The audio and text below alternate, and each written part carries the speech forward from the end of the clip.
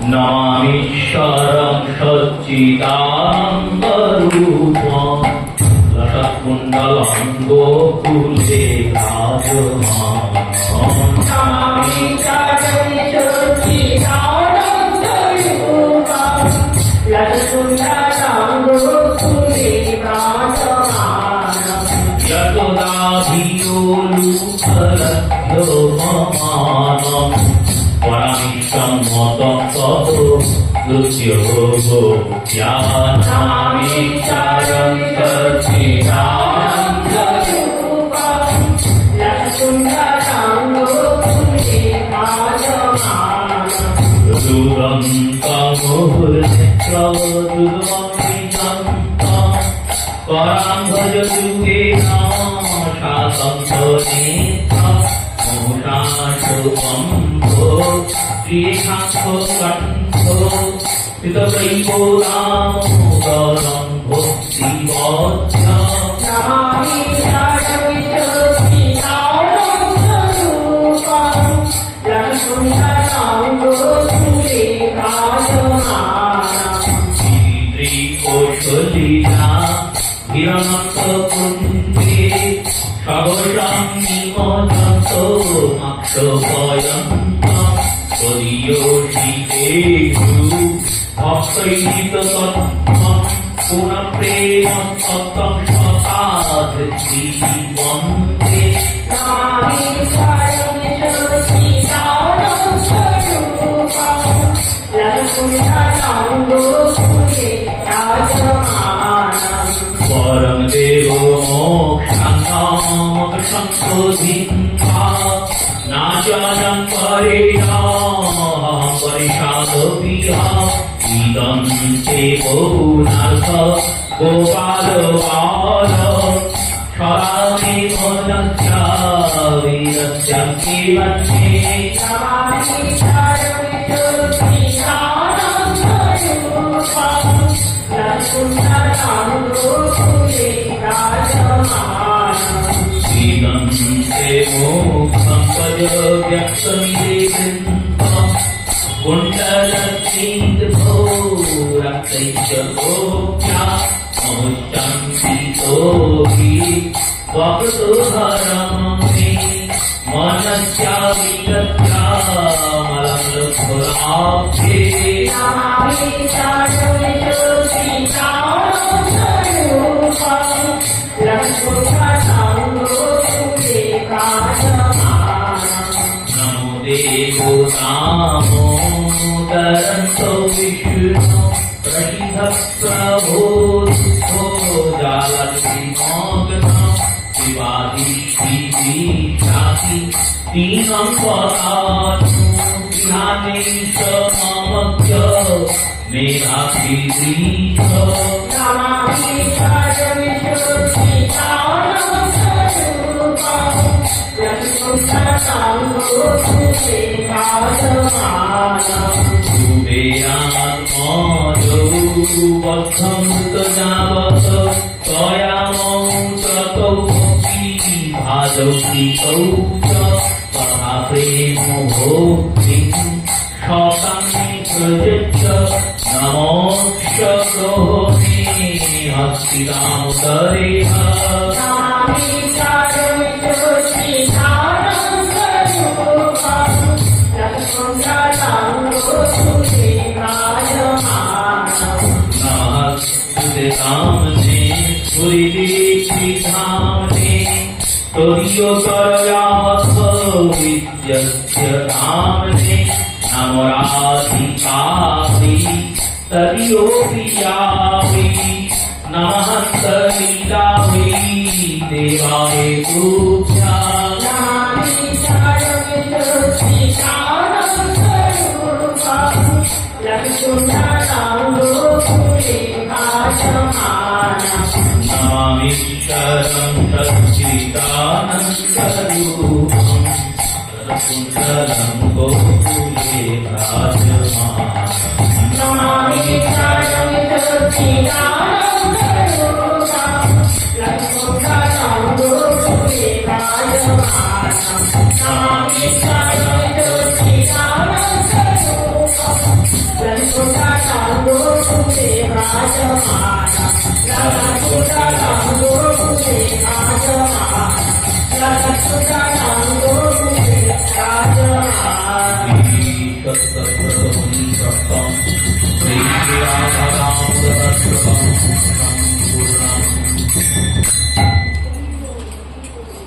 नारायणं नमस्कृत्य नरं चैव नरोत्तमं देवीं सरस्वतीं व्यासं ततो जयो मुदीरये।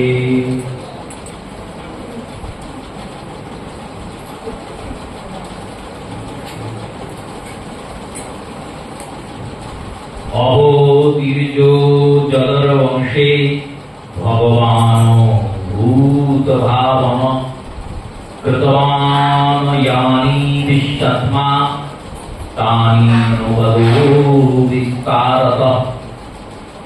श्री श्री गौर गोविंद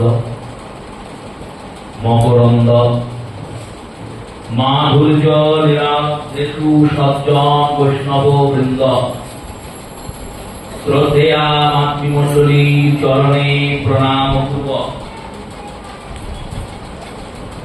दामोदर व्रत नियम सेवा उपलक्षे যে মাসব্যাপী শ্রী গোবিন্দের কথামৃত রসাস্বাদনের সুবর্ণ সুযোগ অনুকম্পা রাধা দামোদর আমাদের দান করেছেন, তার দ্বিতীয় দিবসের কথা সূচনা করছি। পূর্বদিন আমরা শ্রীমদ্ ভাগবতের দশম স্কন্ধের প্রথম অধ্যায়ে দুটি শ্লোকের আস্বাদন সম্পূর্ণ করেছি, যেখানে দুটি শ্লোকে পরীক্ষিত রাজন জিজ্ঞাসা করেছে সুখদেব গোস্বামীকে কথিত বংশ বিস্তার ও সোম সূর্যয়, সেই সোমবংশে যদুবংশের মধ্যে সূর্য স্বরূপ ভগবান কৃষ্ণ, সেই ভগবান কৃষ্ণের কথা আপনি বিস্তার পূর্বক বলুন। এবার মহারাজ পরীক্ষিত আচার্য স্বরূপ শ্রী সুখদেবকে বলছেন, অবতীর্য জলর বংশে ভগবান ভূত ভাবন কৃতবান ইয়ানি বিশ্বাত্মা তানি নবদ বিস্তারতঃ। হে মুনিসত্তম, আপনি ভক্তশ্রেষ্ঠ যদুর্বংশের বর্ণনা করেছেন। সেই পরম ধর্মশীল যদুর্বংশে নিজ অংশে বলদেব সহিত ভগবান কৃষ্ণ অবতীর্ণ হয়ে কি অদ্ভুত পরমাদ্ভুত লীলা করেছিলেন, তা কৃপা করে আমার নিকট বর্ণনা করুন। ভগবানকে এখানে তিনটি বিশেষণ দ্বারা সম্বোধন করেছেন। প্রথম বিশেষণ ভগবান, দ্বিতীয় বিশেষণ ভূত ভাবন, আর তৃতীয় বিশেষণ বিশ্বআত্মা, বিশ্ব আত্মা। এই তিনটি বিশেষণের আস্বাদন করাচ্ছে মহাজনগণ টিকাতে। বললেন, দেখো কলিযুগে অনেক ভগবান হয়ে যাবে, একজন দুজন ভগবান থাকবে না, ভগবানের শেষ থাকবে, সবাই ভগবান, প্রত্যেকে ভগবান স্বরূপ হয়ে যাবেন, আর প্রত্যেকেরই অনুগত্যময় শিষ্যগণ ভক্তগণ তাকে ভগবান বলে সম্বোধন করবে। কিন্তু যুগ যেমনই হোক, বিচারটা সবসময় শাস্ত্রের কষ্টিপাত করে ঘুষেই করতে হবে। যতই ইমিটেশনের দোকান হোক, স্বর্ণের দাম কমেছে কি? স্বর্ণের দাম তো দিন দিন বাড়ছে, কারণ মূল্যবান বস্তু চিরকাল মূল্যবান থাকবে। স্বর্ণকারের কাছে যখন আপনি যাবেন, সে কষ্টিপাতরে ঘষে প্রক্রিয়ার মাধ্যমে বিচার করে স্থির করবে যা সঠিক সোনা খাঁটি না নকল। তেমনি কলিযুগে যতই ভগবান হোক, যতই মত হোক, যতই পথ হোক, পরমহংস ঠাকুর রামকৃষ্ণ বলেছে যত মত তত পথ, কথাটা ভুল নয়, কিন্তু এই কথাটার মানে এটা নয় যে যত মত তত পথ, অতএব যে যে মতই পালন করুক সবই ঠিক।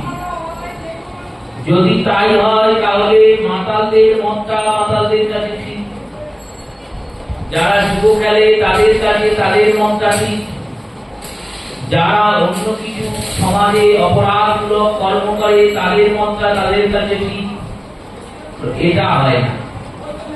এই বিচার করতে গেলে শাস্ত্রের জ্ঞানের দ্বারাই বিচার হয়, কারণ সিদ্ধান্ত ছাড়া কর্ম করলে সেই কর্ম নিষ্ফলা হয়, ফল হয় না। সিদ্ধান্তবিহীন কর্ম করা উচিত নয়, সব সময় সিদ্ধান্ত করে কর্ম করাটাই উচিত।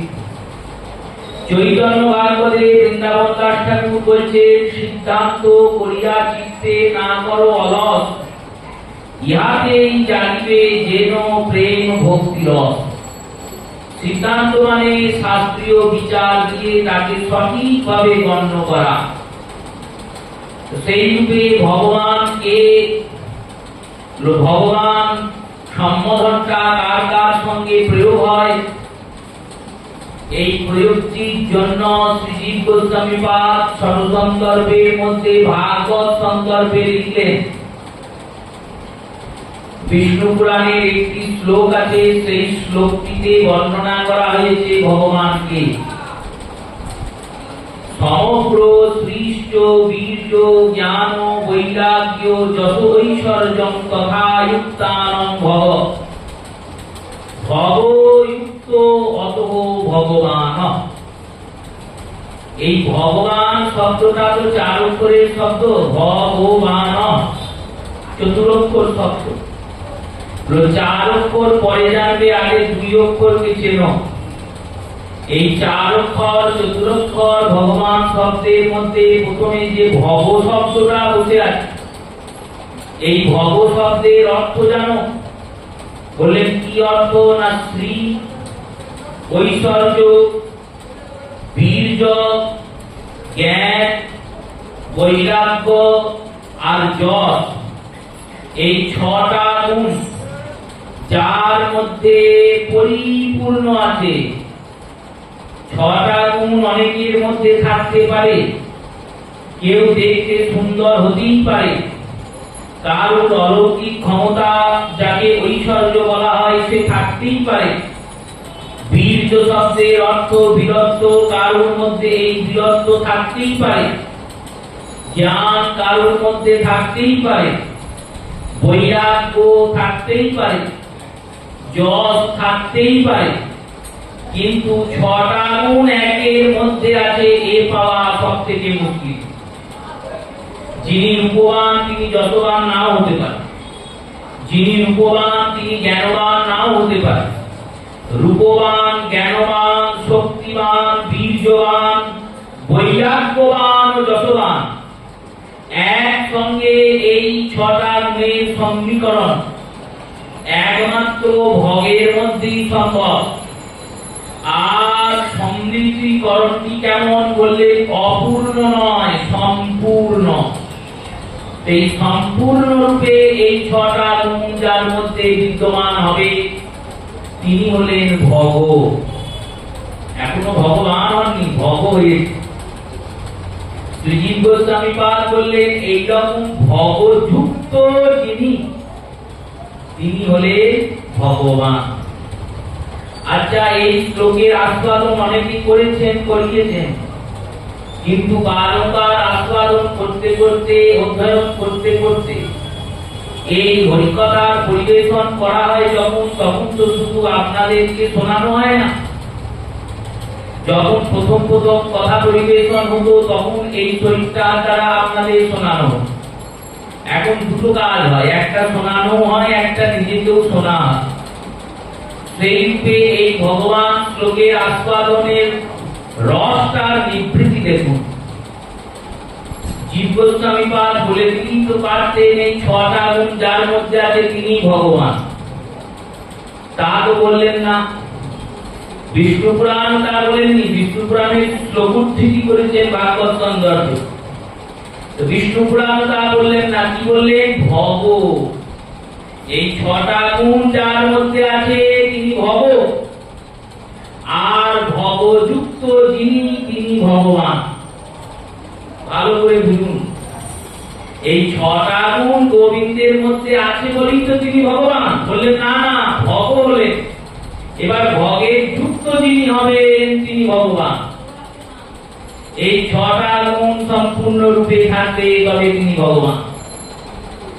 বাল্মীকি রামায়ণ খুলবেন, সেখানে শ্রীরামচন্দ্রের কথা যেখানে আছে, যেখানে শ্রীরামচন্দ্র বক্তব্য রাখছেন, কথা বলছেন, সেখানে কোথাও বলা নেই ভগবান উবাচ, মানে ভগবানের বক্তব্য বলা নেই।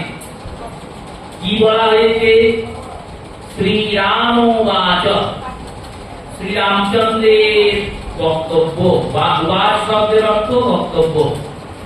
যেমন ইংলিশ গ্রামারে স্টেট বলা হয়, টোল্ড বলা হয়, তেমনি সংস্কৃতের ব্যাকরণে উবাচ, উবাচ মানে বক্তব্য, বলছেন। শ্রীরাম উবাচ মানে রামচন্দ্রের বক্তব্য, রামচন্দ্র এটা বলছেন। শিবপুরাণ খুলবে, সেখানে মহাদেব উবাচ, ভগবান উবাচ বললেন না। ব্রহ্মপুরাণে ব্রহ্মবাচ, ব্রহ্মার উবাচ। কোথাও প্রজাপতি উবাচ, প্রজাপতি উবাচ, প্রজাপতির বক্তব্য। একমাত্র অনন্ত কোটি সনাতন শাস্ত্রের মধ্যে 2টি শাস্ত্র আছে যেখানে ভগবান উবাচ আছে। একটি মহাভারতের অন্তর্গত শ্রীমদ্ ভগবত গীতা, সেখানে ব্যাসদেব যেখানে যেখানে ভগবান কৃষ্ণের বক্তব্য আছে সেখানে সেখানে লিখেছেন শ্রী ভগবান উবাচ। শুধু ভগবান নয়, শ্রী ভগবান উবাচ। ভগবান বলে তিনি তো হতো, শ্রী ভগবান উবাচ কেন বললেন? দেখো, শ্রী দিয়ে সম্মান জানানো হয়। তা আমাদের সামান্য ব্যক্তির নামকে সম্মান পূর্বক শ্রী উচ্চারণ করে নাম উচ্চারণ করা হয়, এটাই নিয়ম।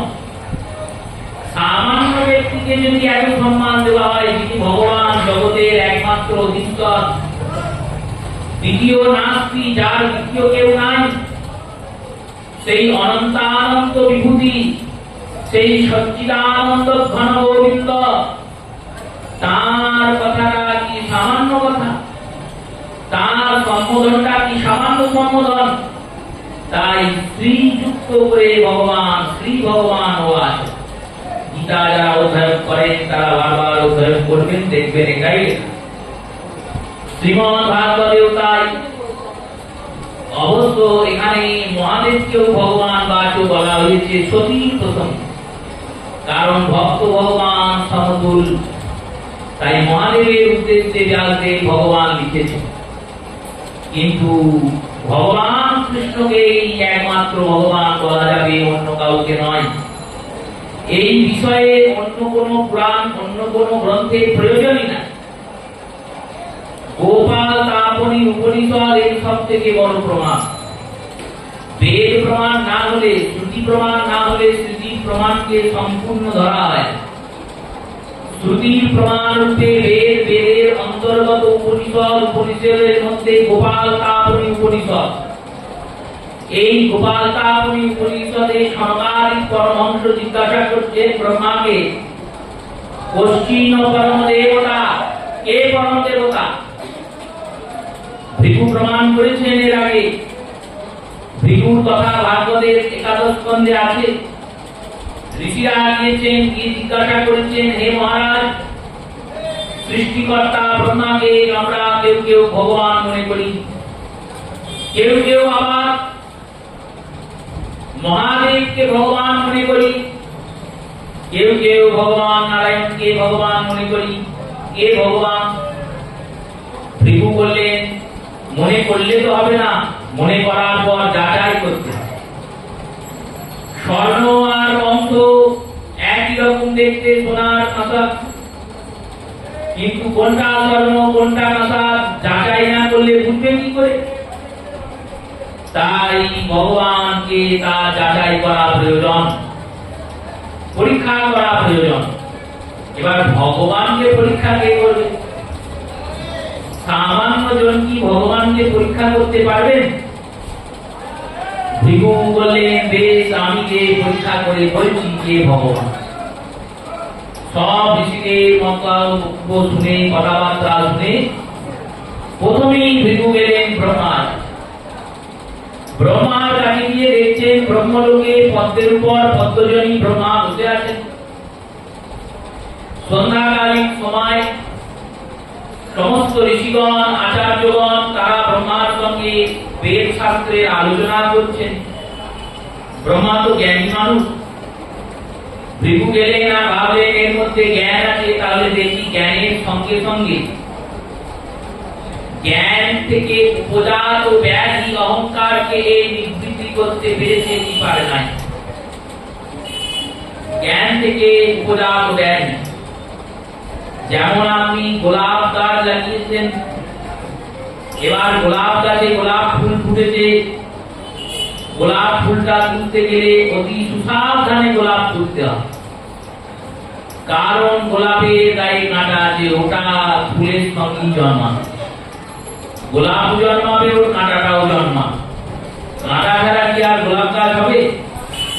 তেমনি আপনি যখন এই জ্ঞান অধ্যয়ন করবেন, গ্রন্থ অধ্যয়ন করবেন, অধিক শাস্ত্র অধ্যয়ন করবেন, জ্ঞান আসবে, তখন জ্ঞানের সঙ্গে সঙ্গে একটা কাঁটা আসবে। কাঁটাটার নাম হচ্ছে অহংকার।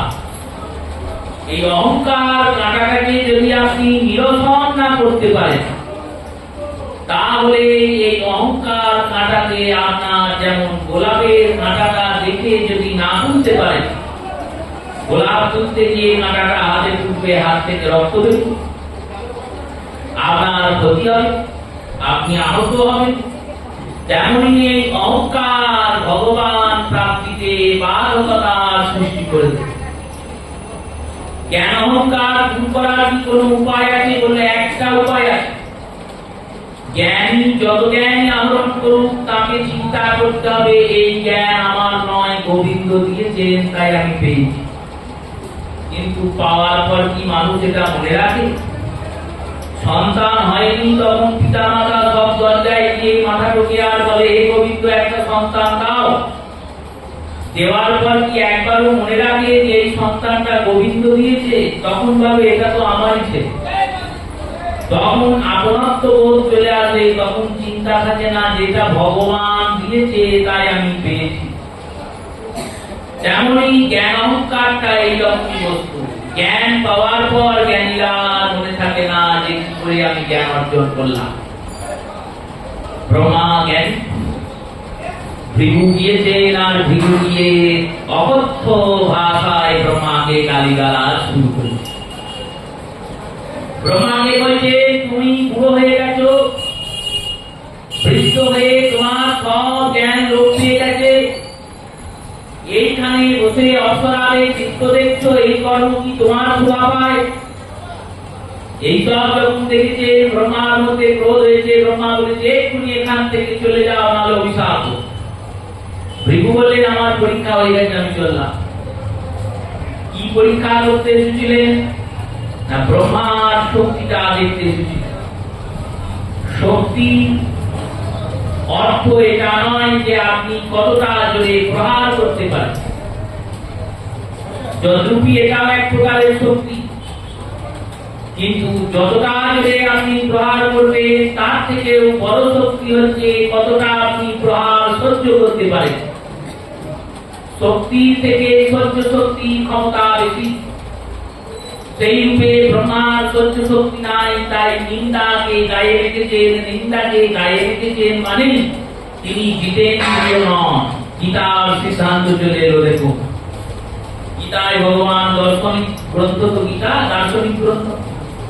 গীতায় ভগবান বলেন জিতেন্দ্রিয় একটা লক্ষণ বলছি, শোনো অর্জুন।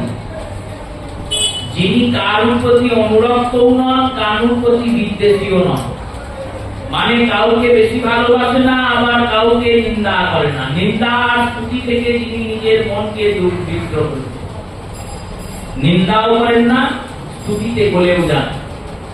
কিন্তু এই কাজটা যতটা মুখে বলা সোজা, গীতার ওই গ্রন্থটা দেখলাম আর বসে বসে বলে দিলাম, এটা যতটা সোজা কাজ, এটাকে জীবনে প্রতিপালন করা ততটাই কঠিন কর।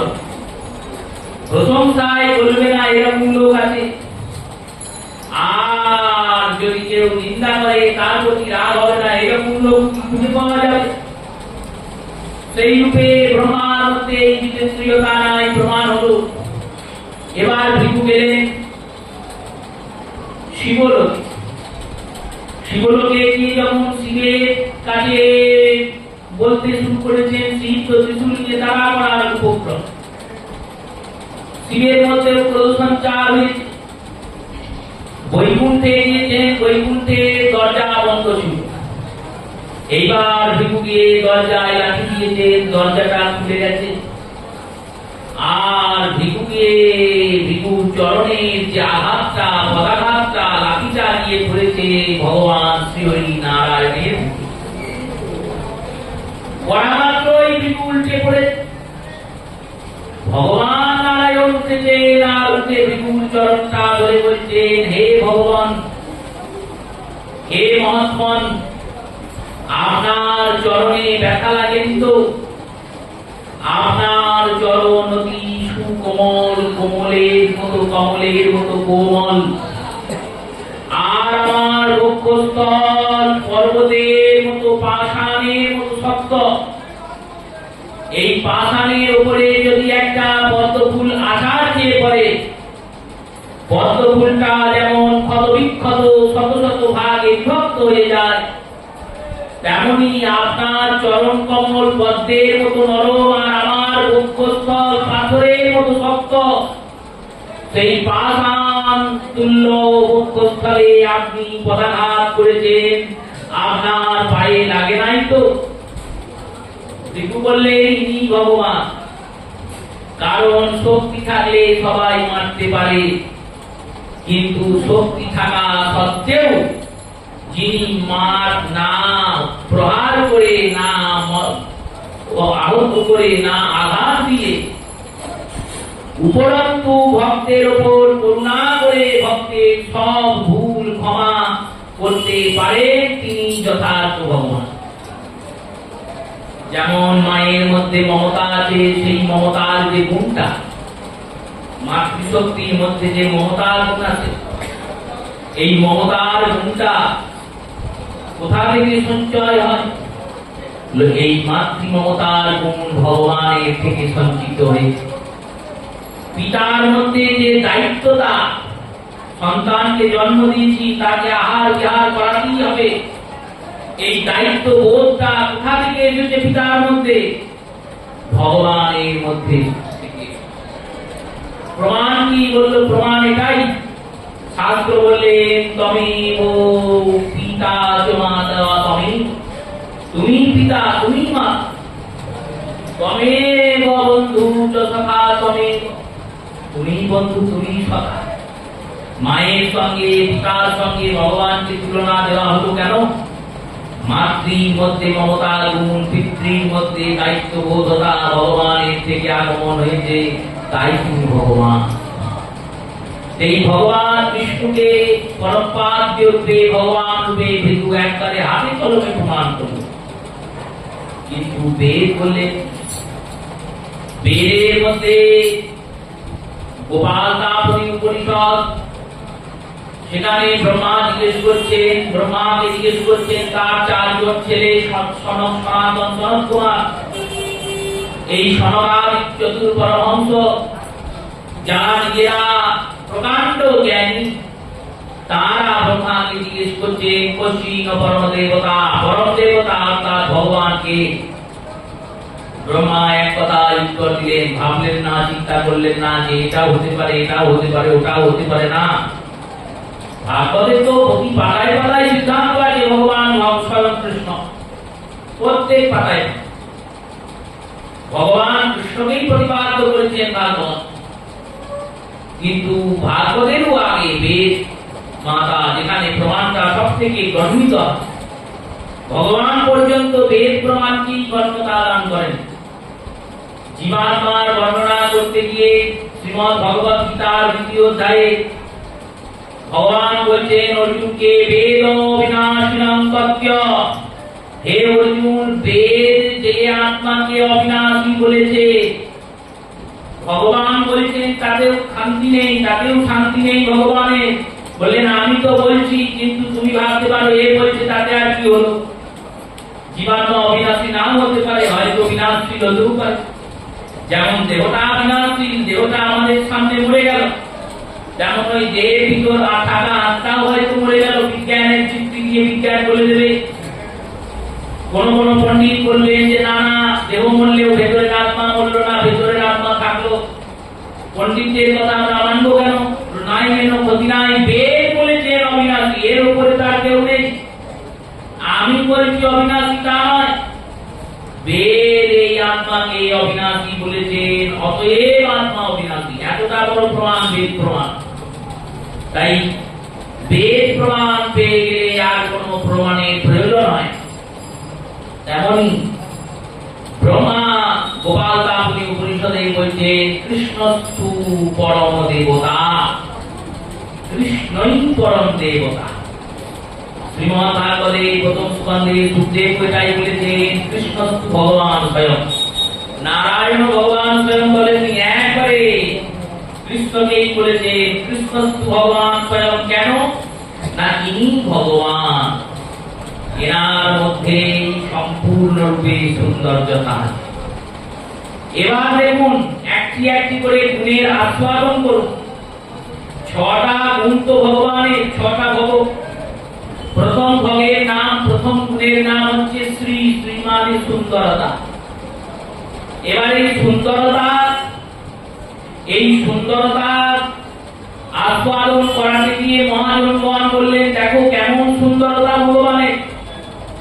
জগতে কোনো ব্যক্তি যদি খুব সুন্দর হয়, পুরুষ, সেই পুরুষের সুন্দরতাতে অনেক নারী মোহিত হতে পারে, অনেক নারী ওই পুরুষের সুন্দরতাতে প্রেমে পড়তে পারে।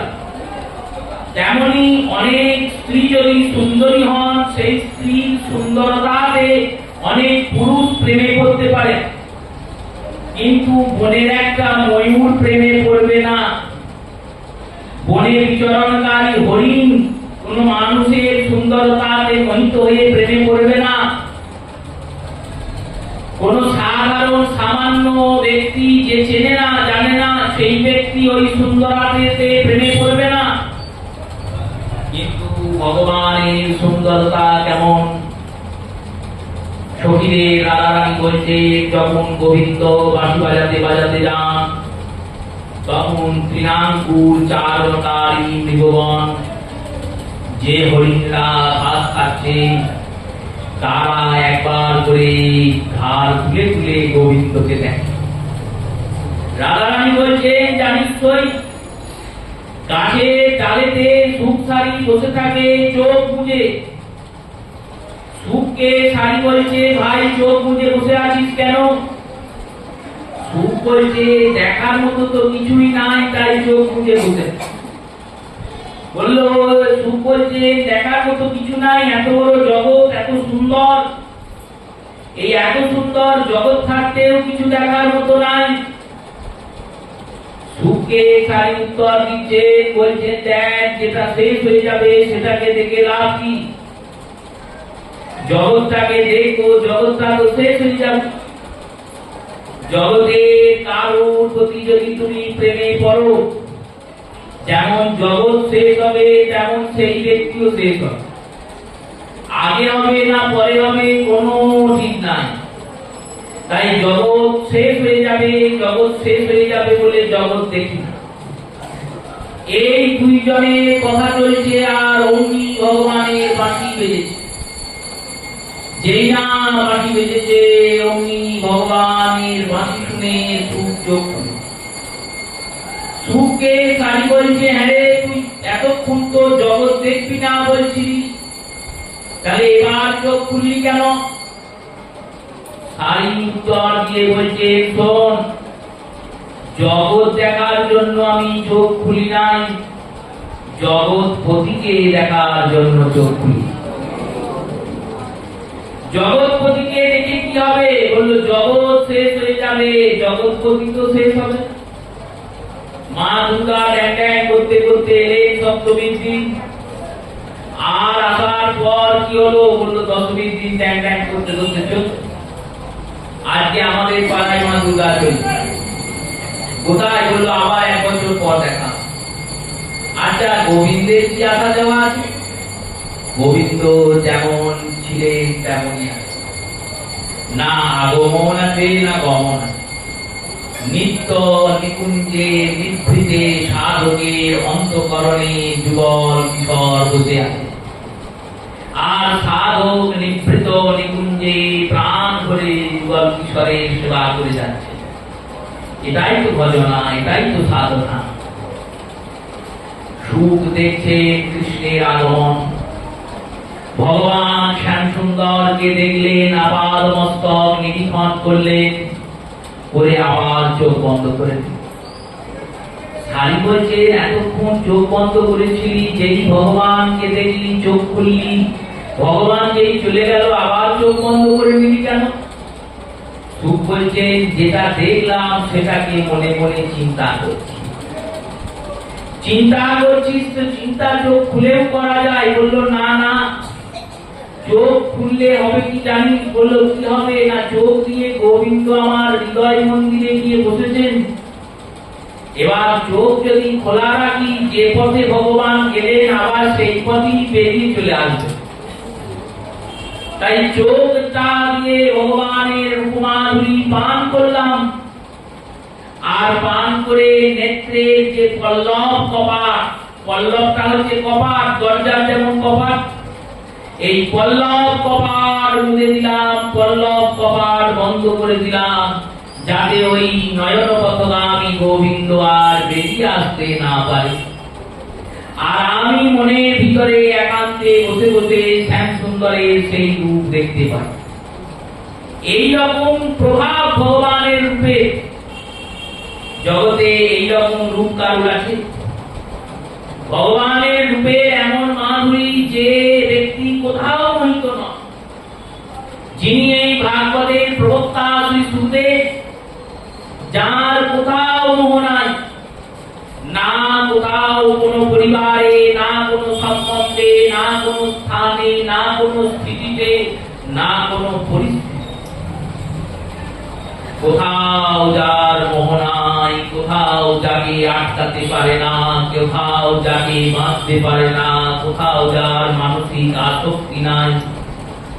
সেই সুখদেব গোস্বামী পাদ যখন ভগবানের শ্লোক শ্রবণ করছেন, রূপমাধুরী শুনছেন, তখন ওই রূপমাধুরী শুনে সুখদেবের হৃদয়ে উৎকণ্ঠা হচ্ছে, যার রূপের কথা শুনলাম তাকে কি করে পাবো?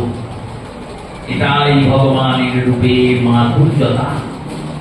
ভগবানের রূপ যোগীদের যোগ ভুলিয়ে দেয়, ভগবানের রূপ মুনিদের ধ্যান টলিয়ে দেয়।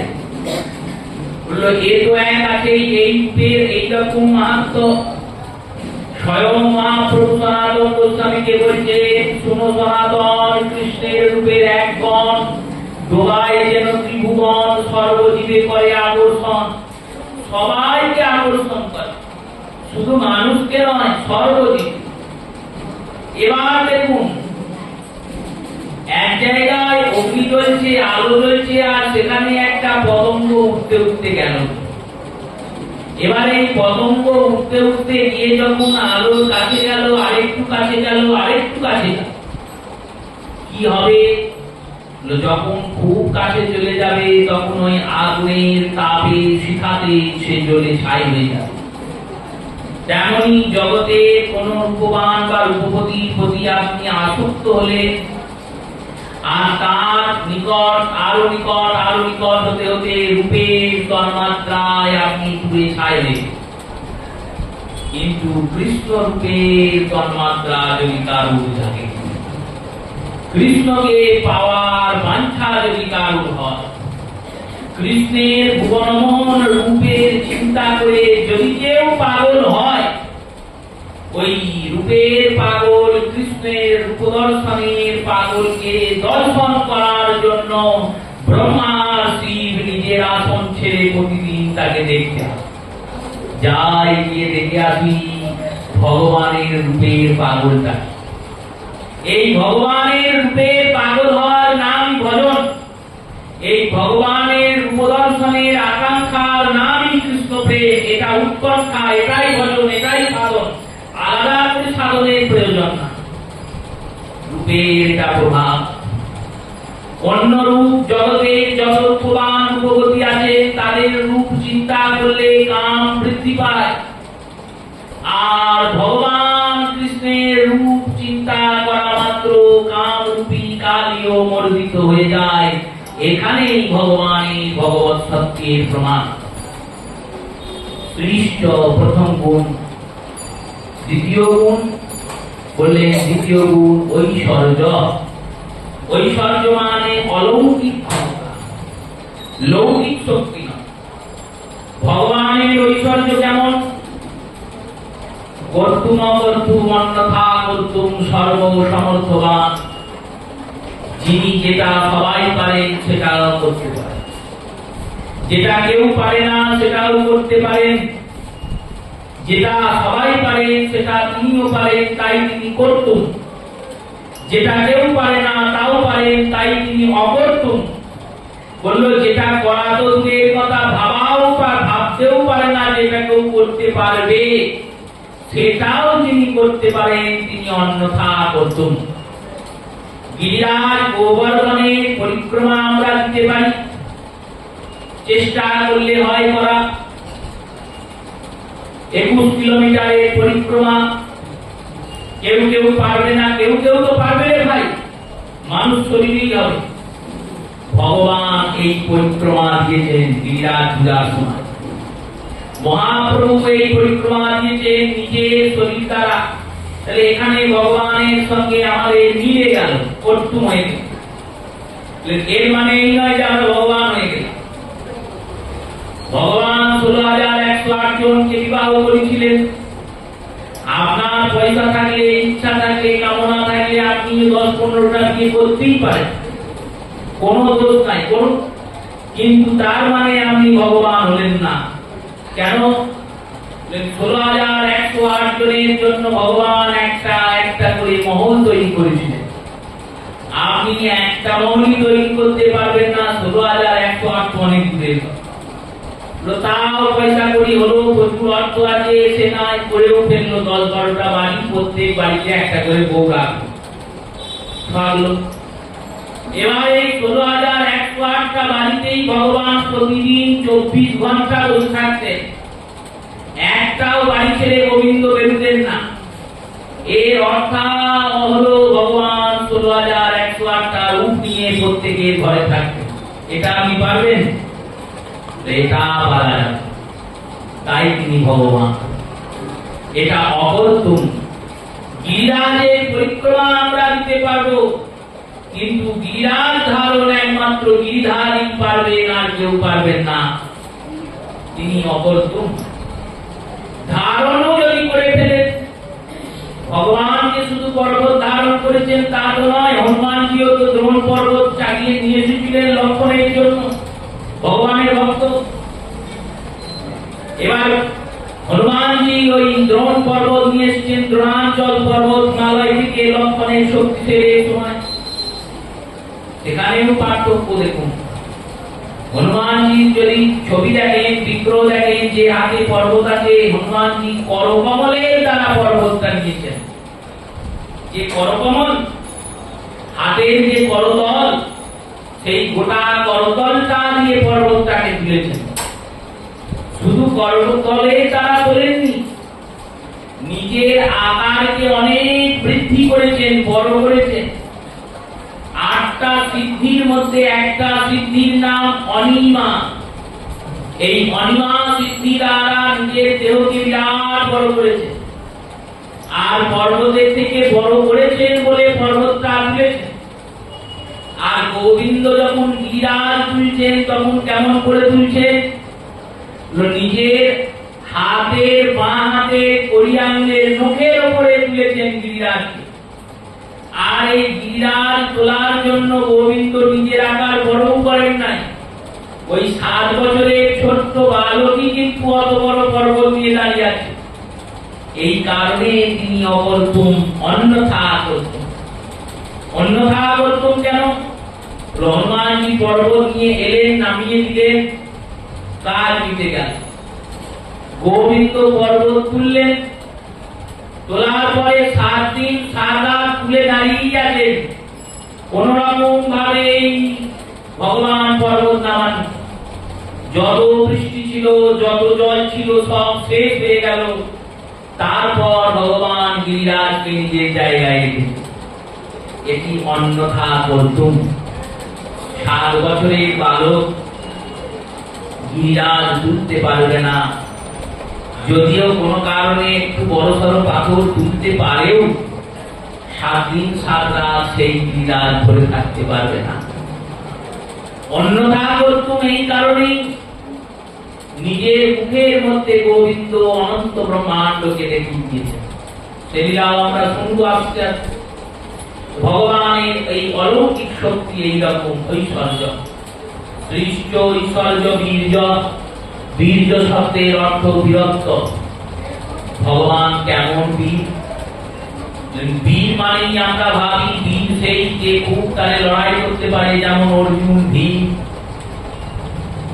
অর্জুন ভীমের থেকেও বড় বীর ভগবান। অর্জুন বীর, ভীম বীর। এনাদের থেকে বড় যিনি, তিনি হলেন মহাবীর। মহাবীরকে হনুমান, হনুমানজি হচ্ছে মহাবীর।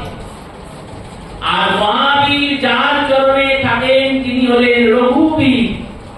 রঘুবীর মানে রামচন্দ্র। এই রঘুবীর রামচন্দ্র, তার যে বীরত্ব, সেটি তো ভগবান কৃষ্ণের মধ্যে প্রতিপাদন। সেই ভগবানের বীরত্বটা দেখুন।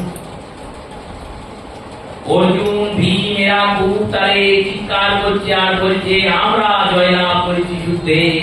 কুরুক্ষেত্রের যুদ্ধ শেষ হয়ে যায়। শেষ হয়ে যাওয়ার পর অর্জুন বলছে, আমি কর্ণকে বধ করেছি, জয়দ্রথকে বধ করেছি। ভীম বলছে, আমি 100টা ভাইকে বধ করেছি, দুর্যোধনের ভঙ্গ করেছি, দুঃশাসনের ছাতিটা নৃসিংহের মতো ছিঁড়ে দিয়েছি, এই ছিঁড়ে রক্ত বের করে। এত আমার গায়ের জোর, এত আমার বীরত্ব। প্রতিদিন কত জনাকে হত্যা করেছি, কত বড় বীর আমি। ভগবান বললেন, তোমরা কি নিয়ে কথা বলছো? অর্জুন বলছেন, আমি বলছি আমি বড় বীর, আর ভীম বলছে আমি বড় বীর। দুইজনের মধ্যে কে বড় সব থেকে, এটা বলুন। আপনি তো যুদ্ধে সবটাই ছিলেন। ভগবান বললেন, দেখো আমি যদি কারোর নাম করি তাহলে তোমরা ভাবতে পারো আমি তার পক্ষ নিয়ে কথা বলি। এই যুদ্ধে একজন ছিল না, কিন্তু গোটা যুদ্ধটা একজন দেখে। ঘটোৎকচের পুত্র, এর নাম বর্বরী। একে মস্তক ছেদন করে ভগবান কৃষ্ণ রেখে দিয়েছেন পর্বতের উপর। ও গোটা যুদ্ধটা দেখেছে, তাই ওকে কে চলো জিজ্ঞাসা করো।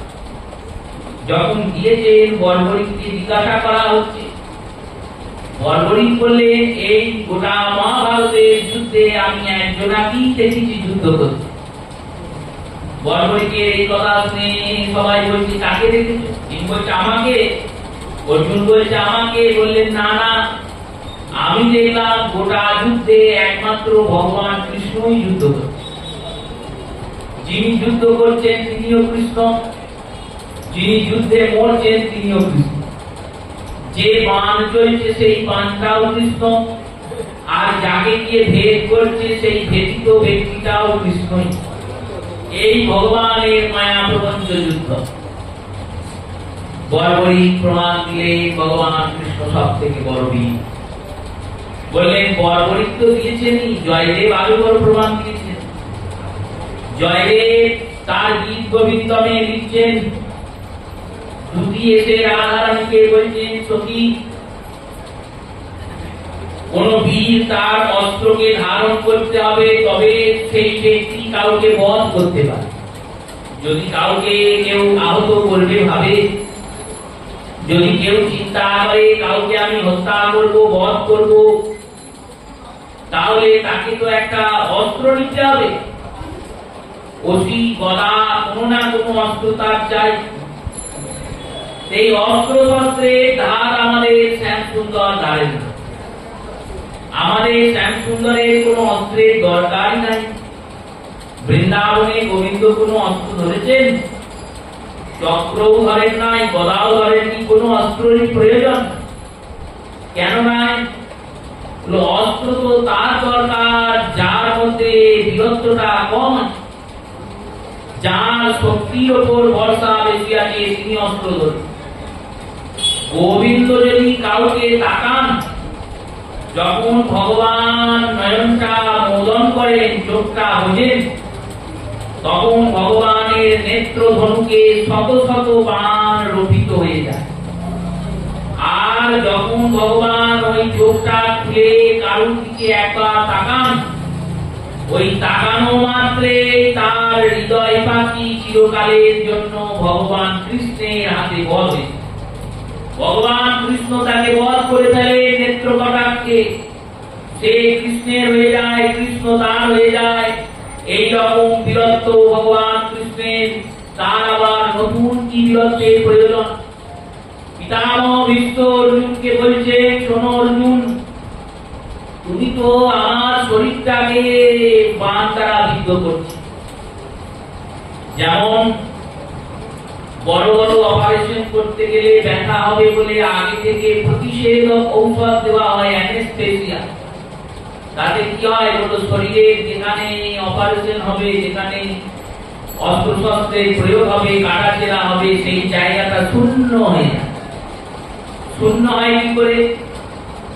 মনের যে স্নায়ুতন্ত্রের চিন্তা, সেটা সেই জায়গা থেকে সরিয়ে দেওয়া। সেই জায়গাটা এমনই শূন্য হয়ে যায় যে হাত পা কাটলেও কেউ কিছু বুঝতে পারবে, ব্যথাটা হবে। বিশ্বকে জিজ্ঞাসা করছে পার্থ, অর্জুন জিজ্ঞেস করছে, বলছেন প্রভু, একটা বাণ যদি কাউকে বিদ্ধ করে তাতেই কত কষ্ট হয়? একটা বাণ শরীরের এপর ওপর অনেক দূরের কথা, একটুখানি যদি বিদ্ধ করে কত কষ্ট হয়? আর আপনার গোটা শরীরটাতে আমি শুধু বাণ দ্বারা বিদ্ধ করে দিয়েছি, হাতে পায়ে বুকে এত বাণ আপনার শরীরকে ভেদ করেছে। আপনার মুখে তো কখনো ব্যথার ছাপ দেখি না। এত সহ্য শক্তি আপনি পেলেন কি করে? বিশ্ব বলছেন, ওই যেমন ঔষধ প্রতিষেধক দিয়ে জায়গাটা অবশ করে দেয়, তেমনি যখন তুমি বাণ চালাচ্ছিলে, আমি গোবিন্দের বদন চন্দ্র দর্শন করছিলাম, আমার মনটা গোবিন্দের বদনে একবারে চক্রের মতো গিয়ে লেগে গিয়েছিল। ভগবানের বদন দর্শন করার জন্য শরীরের কোনো ভান আভাসই আমার ছিল না। শিক্ষা দিচ্ছেন ভীষ্ম, শিক্ষা দিয়ে বলছেন, দেখো, যেমন আমি সরসজ্জায় শয়িত হয়েছি, প্রত্যেক জীব সরসজ্জায় শয়িত হবে। আমি যেমন অর্জুনের দ্বারা প্রক্ত বাণে, অর্জুনের দ্বারা প্রেরিত বাণে দীপ্ত হয়ে সরসজ্জায় শয়িত হচ্ছি, তেমনি আমরা প্রত্যেকে নিজের নিজের কর্মফলে ভোগান্তির বাণে বিদ্ধ হব, আর একদিন গিয়ে সরসজ্জায় শুতেই হবে। ব্যথা যন্ত্রণা তখন করবেই, কিন্তু এই ব্যথা যন্ত্রণার নিবারণের ওষুধটা আমি বলে দিচ্ছি। ব্যথার হাত থেকে তুমি বাঁচতে পারবে না। জীবন থাকলে যন্ত্রণা থাকবে, এই যন্ত্রণার দ্বিতীয় নাম জীবন, জীবনের দ্বিতীয় নাম যন্ত্রণা। ব্যথাও থাকবে, যন্ত্রণাও থাকবে। ব্যথার ওষুধটা কি?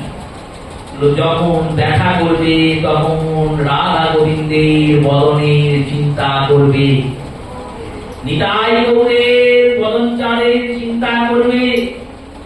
দেখবে নিতায়ার গৌর তোমার দিকে তাকিয়ে তাকিয়ে হাসছে, আর তাদের ওই প্রাণ ভোলানো হাসি দেখে তোমার সব ব্যথা তুমি ভুলে যাও, আর ব্যথা থাকে। ভীষ্ম এইভাবে একটু ব্যথা ভুলেছেন। ভীষ্ম বলছেন অর্জুনকে, তুমি আমায় কি মারবে হে অর্জুন? তোমার অনেক আগে ভগবান কৃষ্ণ তার নেত্র কটাক্ষে আমায় বিদ্ধ করে রেখেছেন। তাই নেত্রের কটাক্ষের দ্বারা যিনি সবাইকে বিদ্ধ করেন তার কেমন বিরক্ত।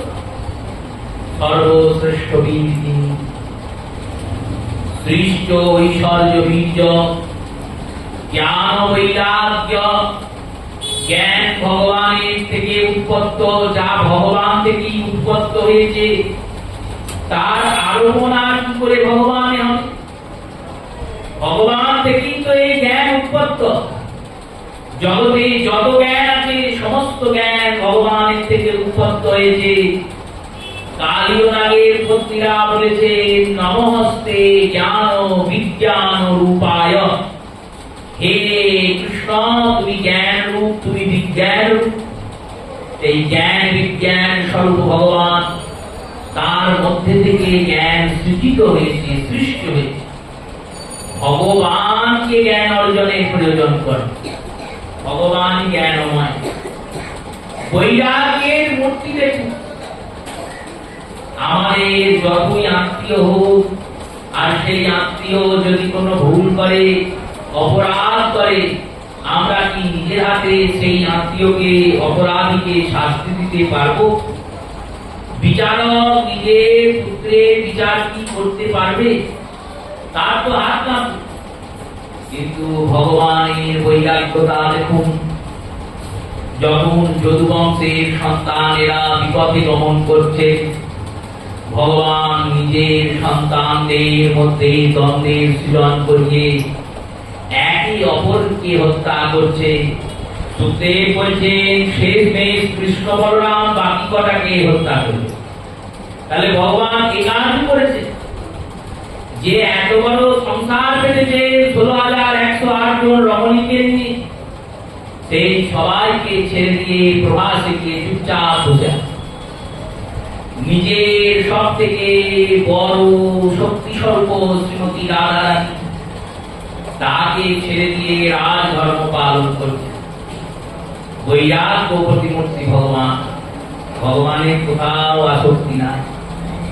ভগবান আছেন দেখে মনে হচ্ছে হয়তো আসক্তি আছে, কিন্তু আসক্ত নন। নারদ খুঁজতে গিয়েছিলেন, নারদ দেখতে গিয়েছিলেন সংসারে গোবিন্দ কেমন ব্যস্ত হয়েছেন। গিয়ে দেখলেন তিনি সংসারে পদ্মের মতো আছেন। সংসারে আছেন ঠিকই, কিন্তু সংসার তার মধ্যে নাই। এটাই ভগবানের বৈরাগ্যতা। সব কিছু ছেড়ে দিয়ে তো ভজন করা খুব সোজা। সব ছেড়ে দিলাম, ভজনই তো আছে, আর তো কিছু নাই। কিন্তু সব কিছু থেকেও যিনি বৈরাগ্য, তার মূর্তি, তিনি প্রকৃত সাধু। মহাপ্রভু স্বয়ং গদাধরকে বলছে, শোনো গদাধর, পুণ্ডরীক বিদ্যাঙ্গী ইনি হলেন প্রকৃত বৈষ্ণব। কেন না, ইনি বাহ্যে কৃষ্ণের প্রেমকে প্রচার করেন না। প্রেম অতি দামি জিনিস, প্রচার করতে নাই, প্রেমকে গোপনে রাখতে। অন্তরে কৃষ্ণ প্রেম, বাহ্যে লোক ব্যবহার। অচিরাৎ কৃষ্ণ যেন করিবে উদ্ধার। মহাপ্রভু বলছেন গদাধরকে, কৃষ্ণের প্রেমটা অন্তরে রাখবে। সবার কাছে প্রেম বলা যাবে না। যখন কোন ভক্ত সঙ্গ পাবে, সাধু সঙ্গ পাবে, যে বুঝবে তাকে বলবে। যে জানে না, বোঝে না, তাকে বলে লাভ কি হবে? তাই অন্তরে কৃষ্ণ প্রেম, বাহ্যে লোক ব্যবহার। বাহ্যে লোক ব্যবহার করে যেতে হবে। অচিরাৎ কৃষ্ণ যেন করিবে উদ্ধার। তাকে অবশ্যই ভগবান কৃষ্ণ উদ্ধার করছে। এই হচ্ছে বৈরাগ্যতার মূল। ভগবানের মধ্যে বৈরাগ্যতা সব থেকে বেশি পরিলক্ষিত। এরপরে যে গুণটি শ্রী, ঐশ্বর্য, বীর্য, জ্ঞান, বৈরাগ্য, শেষ গুণটি কোনটি? শেষ গুণ হচ্ছে যশ। যশ মানে খ্যাতি, যশ। খ্যাতিমূলক কাজ করলে অবশ্যই খ্যাতি হয়। ভগবান কৃষ্ণ যদি খ্যাতিমূলক কাজ নাও করেন, তাও খ্যাতি। আমি যদি ভালো কাজ করি, লোকে নাম করি। খারাপ কাজ করলে বদনাম করবে, ভগবান খারাপ কাজ করছেন তাও বদনাম। খারাপ কাজ কি আর করছেন? ভগবান তো লীলা করছেন ভক্তদের আনন্দ দেওয়ার জন্য। কেমন কেমন খারাপ কাজ? গোপীদের ঘরে গিয়ে চুরি করছে, গোপীরা সেটাকেই বলছে। শুধু গোপীরাই কি বলছে? পরমহংস চূড়ামণি সুখদেব ওই কথাই গাইছেন। আর সেই কথা আমরা শুনতে আসছি ভগবানের চুরির কথা। ভগবান চুরি করেছেন। যশে তো যশ হবে, অপযশেও ভগবানের যশ হয়, তাই তিনি ভগবান। এই 6টা গুণ পরিপূর্ণ আছে বলে তিনি ভগ। জীব গোস্বামী এখনো ভগবানে পৌঁছালেন না। বললেন দেখো ভালো করে বোঝো, এই 6টা গুণ ভগবানের নাই, 6টা গুণ ভগের আছে। ভগটা কে? বললেন ভগটা হলেন সেই যাকে পেলে ইনি ভগবান হলেন। এই ভগবান ভগ যুক্ত হয়েছেন তবে তো ভগবান। যেমন ধন আছে বলে ধনবান, যদি ধন না থাকে, অর্থ না থাকে, কিসের ধনবান? তেমনি এই ভগসম্পা শ্রীমতী রাধারানী আছে বলে ইনি ভগবান, না হলে ইনি ভগবান না। আর এই রাধারানী আছেন বলেই ইনি শ্রী ভগবান। ভগবান বললেই মিটে যেত, শ্রীটা প্রয়োজন ছিল না। না না, রাধারানী স্বরূপে শ্রীকে আগে বলছেন, তাই ইনি শ্রী ভগবান। এই শ্রী ভগবান স্বরূপ ভগবান। অবতীর্ণ জগর বংশে ভগবান ভূত ভাবন। শুধু ভগবান সম্বোধন দেননি, ভূত ভাবন, পঞ্চভূতময় তিনি ভগবান। এবার বর্ণাত্মক ভাবে ভাঙছে শ্রীধর গোস্বামী বলছেন দেখো ভগবান শব্দটাকে ভাঙো। প্রথম শব্দ হলো ভ। ভ মানে ভূমি, যিনি ভূমির অধিপতি তিনি ভগবান। গ শব্দের অর্থ গগন, গগন মানে আকাশ, এই আকাশের যিনি অধিপতি তিনি ভগবান। ব শব্দে বায়ু, যিনি বায়ুর অধিপতি তিনি ভগবান। ভ গ ব, বয়ের পরে একটা আকার আছে না, তবে তো ভগবান হবে, নাহলে তো ভগবান হবে। যদি ভ গ ব না হয় তো ভগবান হয়ে যাবে। আকার আছে বলে ভগবান হয়েছে। এই আকার শব্দে অগ্নি, যিনি অগ্নির অধিপতি তিনি ভগবান। আর ন শব্দে নীর, নীর মানে জল। এই পঞ্চভূতময় সৃষ্টি, এই পঞ্চভূতময় যিনি, এই পঞ্চভূত যার মধ্যে বাস করে, পঞ্চভূত বাস করতেই পারে, এগুণ থাকতে পারে। পঞ্চভূত তো আমাদের মধ্যেও বাস করছে, দেহের মধ্যেও তো পঞ্চভূত বাস করছে। তাহলে কি আমরাও ভগবান? বলল না না, ওটাটা শোনো। পঞ্চভূত যার মধ্যে বাস করে আর যিনি পঞ্চভূতের মধ্যে বাস করে। এবার কোনটা খাও? তুমি তো না হয় পঞ্চভূত তোমার শরীরে আছে, ভগবান পঞ্চভূতময়, তুমিও পঞ্চভূতময়। কিন্তু ভগবানের মধ্যে যেমন পঞ্চভূত বাস করছে, তেমনি ভগবান পঞ্চভূতের মধ্যে বাস করছে। ভূমির মধ্যে ভগবান বাস করছেন, আকাশের মধ্যে ভগবান বাস করছেন, বায়ুর মধ্যে ভগবান বাস করছেন, অগ্নির মধ্যে ভগবান বাস করছেন, জলের মধ্যে ভগবান বাস করছেন। প্রমাণ করে পাবে? দেখো প্রমাণ। ভূমি থেকে উৎপন্ন তন্মাত্রার নাম হচ্ছে গন্ধ। ভূমি থেকে উৎপন্ন যে তন্মাত্র তার নাম গন্ধ। ভূমির মধ্যে এই গন্ধ গুণটি, গন্ধ গুণটি ভূমির মধ্যে আছে কি করে জানবো? দেখো ভূমিতে যখন তুমি কোনো বৃক্ষরোপণ করবে, সেই বৃক্ষে ফুল আসবে। সেই ফুল আসার পর ফুল থেকে যে গন্ধটা ছড়াচ্ছে, সেই গন্ধটাও পেল করতে এই ভূমির গুণ ওর মধ্যে সঞ্চার হয়েছে, তাই ও গন্ধ হয়েছে। অগ্নি থেকে উৎপন্ন তন্মাত্রের নাম হচ্ছে রূপ। আলো না থাকলে রূপের মাহাত্ম আছে। এখানে যদি অন্ধকার করে দেওয়া হয়, কে স্বরূপবান কে রূপবান কিছুই তো বুঝতে পারবে। অন্ধের কাছে দিনার রাত সমান। রূপের মাহাত্ম কোথায় আছে? বললো আলো আছে বলে রূপের মাহাত্ম, আলো না থাকলে রূপ নাই। আলো মানেই অগ্নি, অগ্নি ছাড়া আলো উৎস হবে না।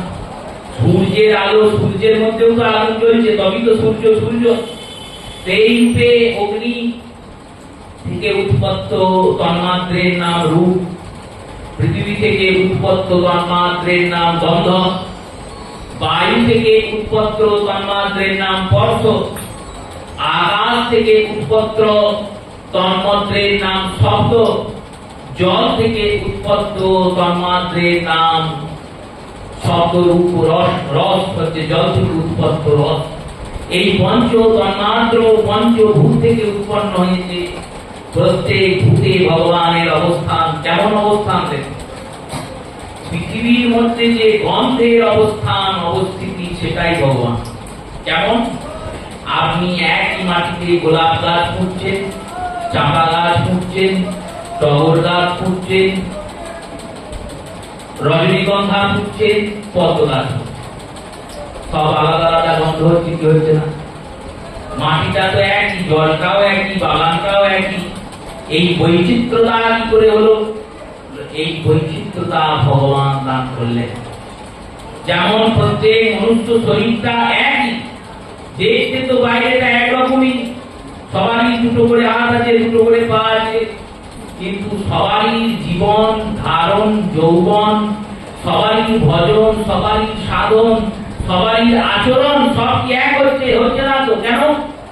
এক মাতৃগর্ভ থেকে জন্মালো, এক হচ্ছে না। কেন হচ্ছে না?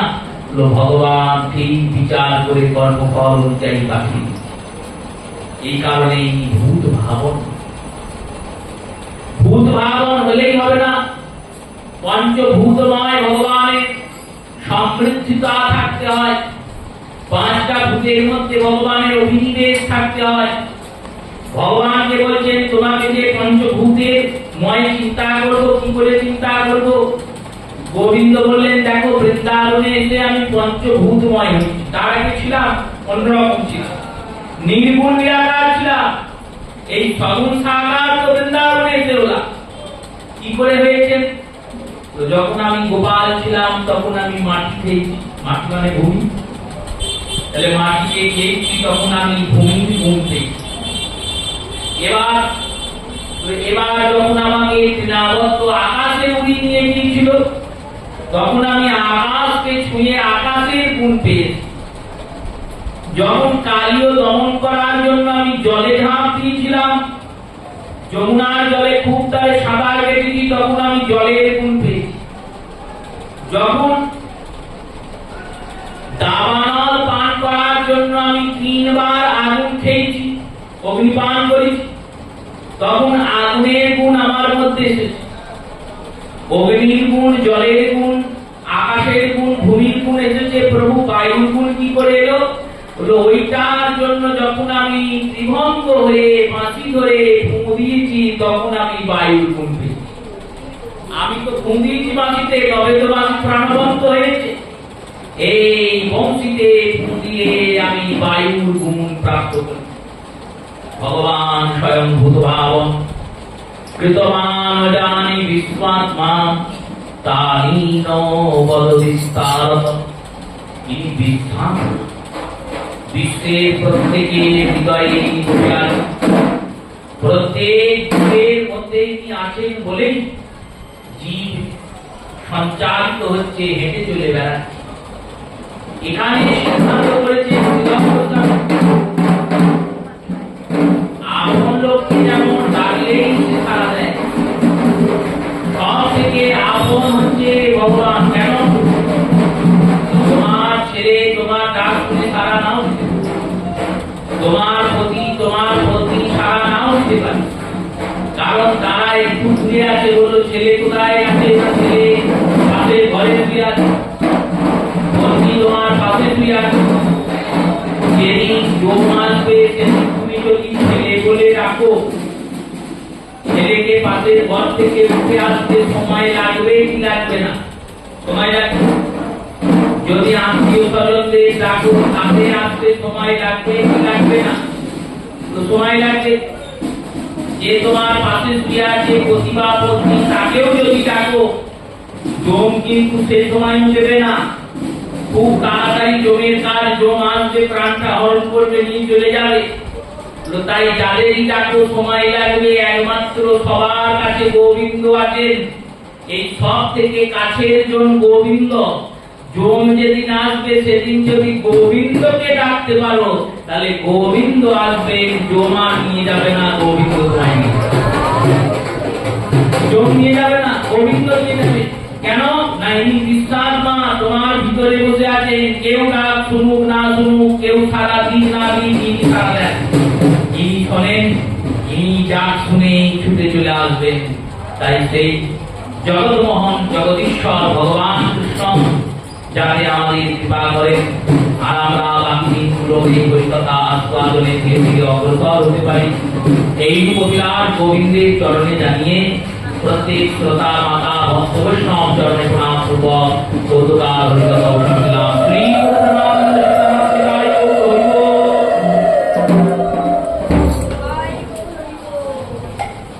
নমামি সচ্চিদানন্দ শ্রীকৃষ্ণ স্বরূপ, শ্রীগোকুলে বিরাজিত রসময় ভূপ। নমামি সচ্চিদানন্দ শ্রীকৃষ্ণ স্বরূপ, শ্রীগোকুলে বিরাজিত রসময় ভূপ। ননি হরি মাতৃভয়ে পলায়ন লীলা, শ্রবণে কুণ্ডল ধরে বলে বনমালা। হরি হরি মাতৃভয়ে পলায়ন লীলা, শ্রবণে কুণ্ডল ধরে বলে বনমালা।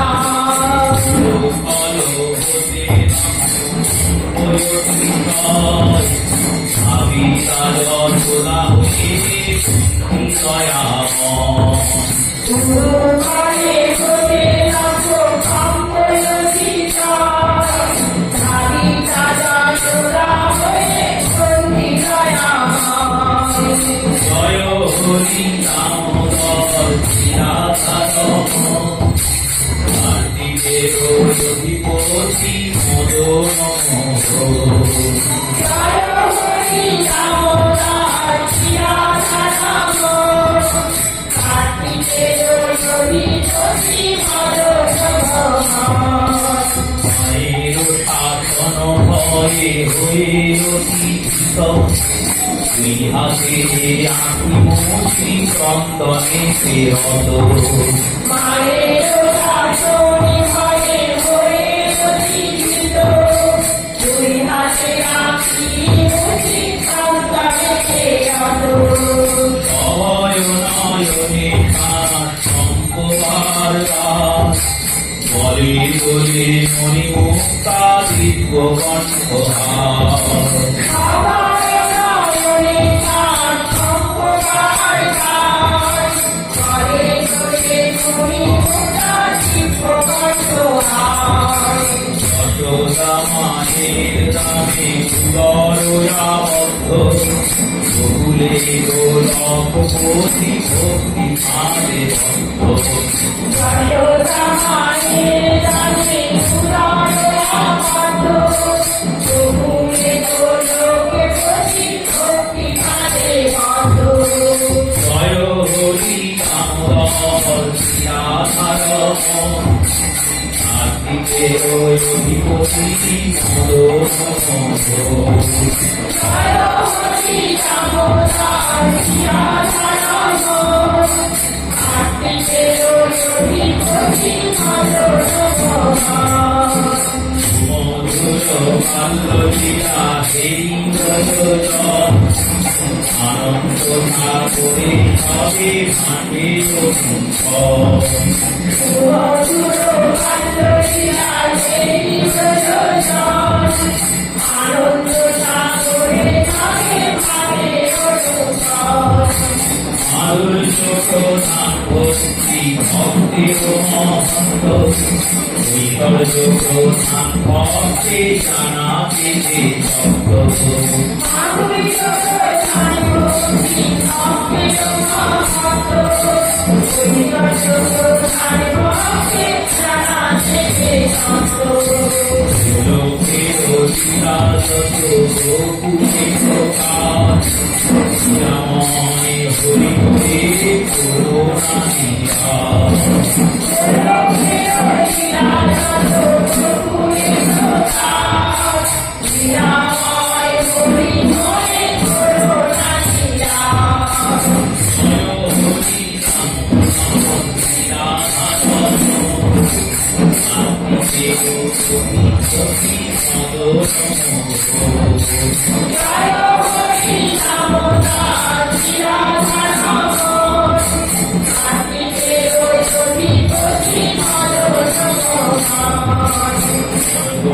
নিবাস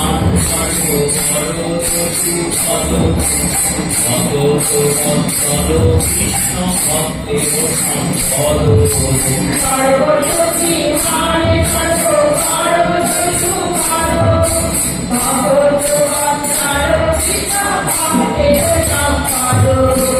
নানি চারি শিবৈ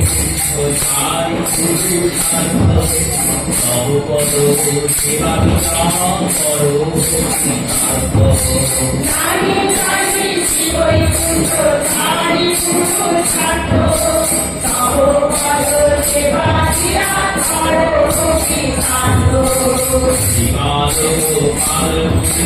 জাগে মধুরে সরাই আলোচনা তোমার পদে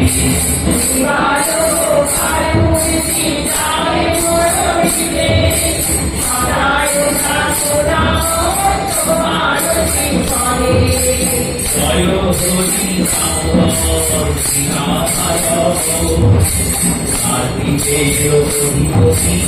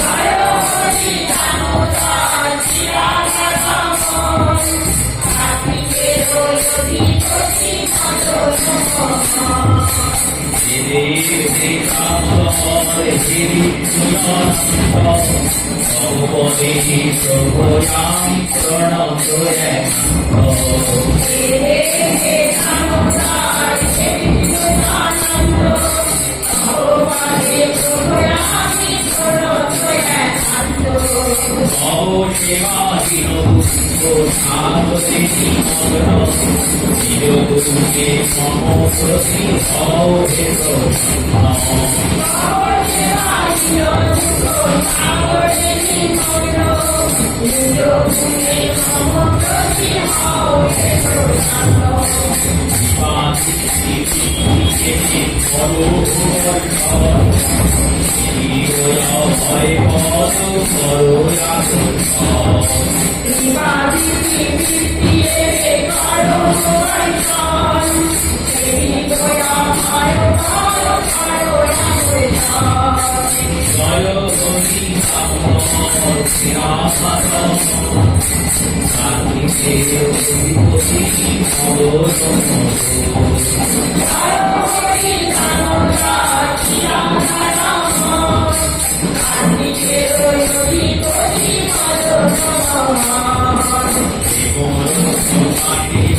হয়ে উৎপলে বেদতা নয়ন যুগে হেরায় কালিলে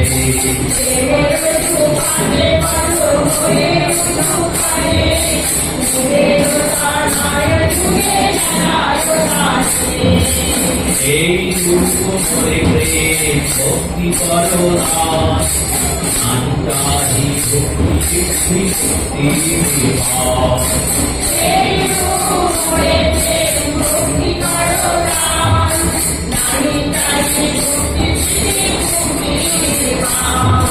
জয় হরি সামর শিলাধর শান্তিতে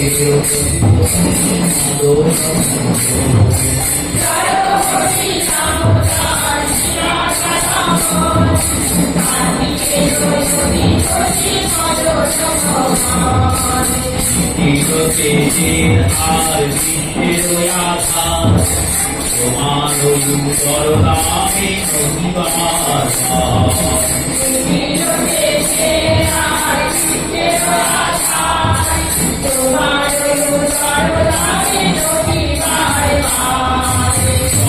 প্রিয় সমাধারি নমস্কার পরবিস্তারান্তে বন্দে করো